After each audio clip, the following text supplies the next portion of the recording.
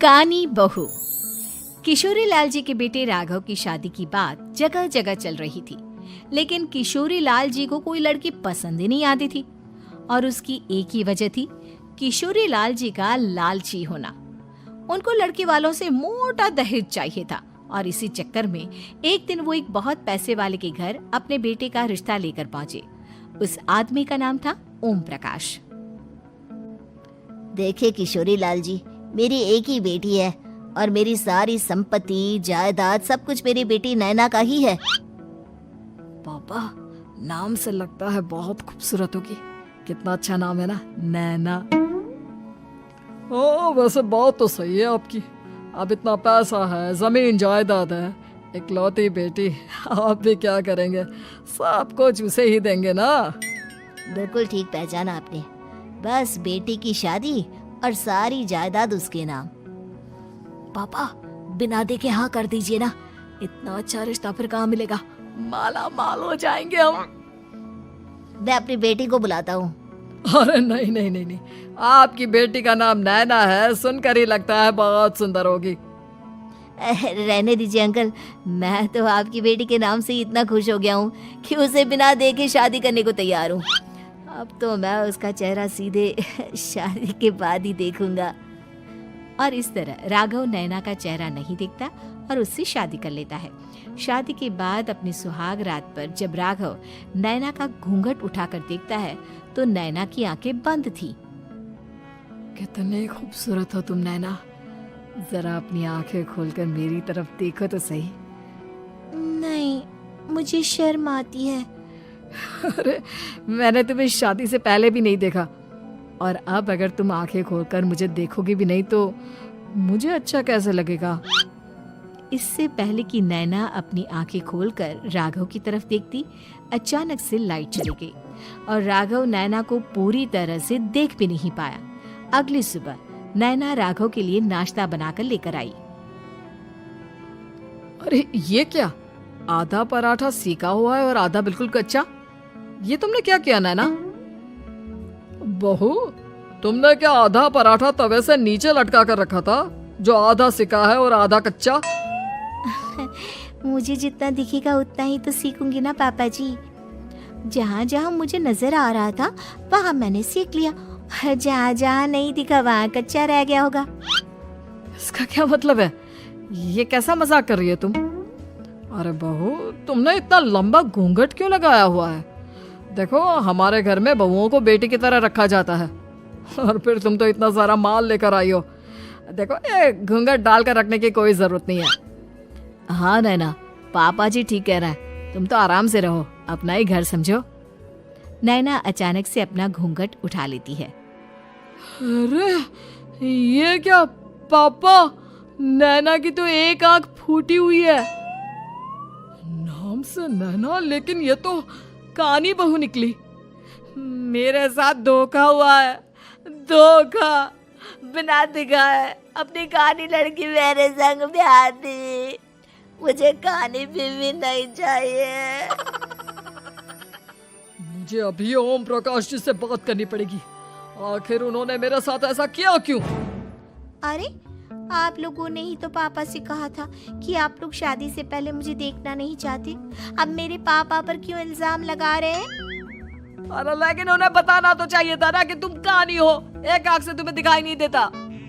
किशोरी लाल और राघव नाराज होकर ओम प्रकाश को अपने घर बुलाते हैं। पापा जी, ये आपने क्या किया?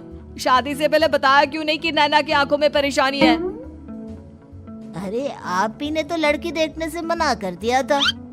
और लेकिन आप बता तो सकते थे। आपको तो हमारी बेटी की प्रॉपर्टी चाहिए थी, वो भी पूरी की पूरी। अब क्या हुआ अगर उसे आधा दिखाई देता है? प्रॉपर्टी तो आपको पूरी मिल गई ना। अरे ये क्या बात हुई? मेरी शादी प्रॉपर्टी से नहीं, आपकी बेटी से हुई है। अब ये तो पहले सोचना चाहिए था, तब तो मेरी प्रॉपर्टी देखकर तुम्हारी जुबान लप लपा रही थी। लेकिन मैं कानी लड़की को अपनी बीवी बनाकर नहीं रख सकता। पापा, कुछ करिए ना आप। हाँ, करता हूँ। देखिए ओम प्रकाश जी, आप हमारे साथ ऐसा नहीं कर सकते। और तुम देखो, अगर तुमने मेरी बेटी से शादी तोड़ी ना, तो जो भी प्रॉपर्टी मैंने तुम्हें दी है वो तो पूरी की पूरी वापस ले ही लूंगा, और आधी प्रॉपर्टी तुम्हारी भी लूंगा। अरे मेरी आधी प्रॉपर्टी भला क्यों लेंगे आप? इसलिए क्योंकि मेरी बेटी को आधा नजर आता है और उसकी नजर अभी तक तुम्हारी आधी जायदाद पर ही पड़ी है। अब तुम उसे घर से निकालोगे तो कुछ तो लेकर जाएगी ना। और अगर हम आपकी बेटी को अपने घर की बहू बना कर रखे तो? तो तुम्हारी पूरी प्रॉपर्टी तुम्हारी ही रहेगी, और जो मैंने तुम्हें दिया है ना, उसमें से बस मैं आधा लेकर जाऊंगा। अरे लेकिन अब आप अपनी दी हुई प्रॉपर्टी में से आधी वापस क्यों लेकर जाएंगे? अगर मैं आपकी बेटी को अपनी पत्नी बनाकर रखने को तैयार हूँ तो? इसलिए ताकि भविष्य में अगर तुम मेरी बेटी को धोखा दो तो उसके पास कुछ तो रहे जो पति का हो। वैसे मेरे पास तो बहुत कुछ है, लेकिन अपने पति की कोई निशानी तो उसके पास होनी चाहिए ना। अब अगर तुमने मेरी बेटी को कानी कहा तो तुम्हें प्रॉपर्टी भी कानी ही मिलेगी, पूरी नहीं। जमाए राजा। किशोरी लाल और राघव समझ चुके थे कि वो पूरी तरह फंस चुके हैं और अब उनके पास वहां से निकलने का कोई चारा नहीं है। अब समझ में आया ना, लालच बुरी बला होती है। एक तो तुम्हें प्रॉपर्टी मिली, ऊपर से बीवी मिली, उसमें तुम्हें नखरे भी दिखाने हैं। आए बड़े, चुपचाप बैठो दोनों। कुछ दिनों के बाद नैना राघव की कार लेकर बाजार घूमने निकलती है और जब कार लेकर वापस आती है, ये क्या? एक तरफ से मेरी गाड़ी पूरी खराब हो चुकी है। लगता है तुमने मेरी गाड़ी को किसी दूसरी गाड़ी के साथ एक्सीडेंट किया है। अरे अरे कितना बड़ा नुकसान कर दिया तुमने बहू। वो क्या है ना पापा जी, मुझे एक आंख से दिखाई नहीं दे रहा था, सामने से गाड़ी आ रही थी। मुझे तो सिर्फ आधा ही दिखाई दिया और वो गाड़ी मेरी कार से रगड़ते हुए निकल गई। अब मैं क्या करूं बताओ? आप इसे ठीक कराने के पैसे कौन देगा? तुम्हारे पापा। तुमने मुझसे इस तरह से बात की? अभी रुको। नैना राघव की शिकायत ओम प्रकाश को कर देती है।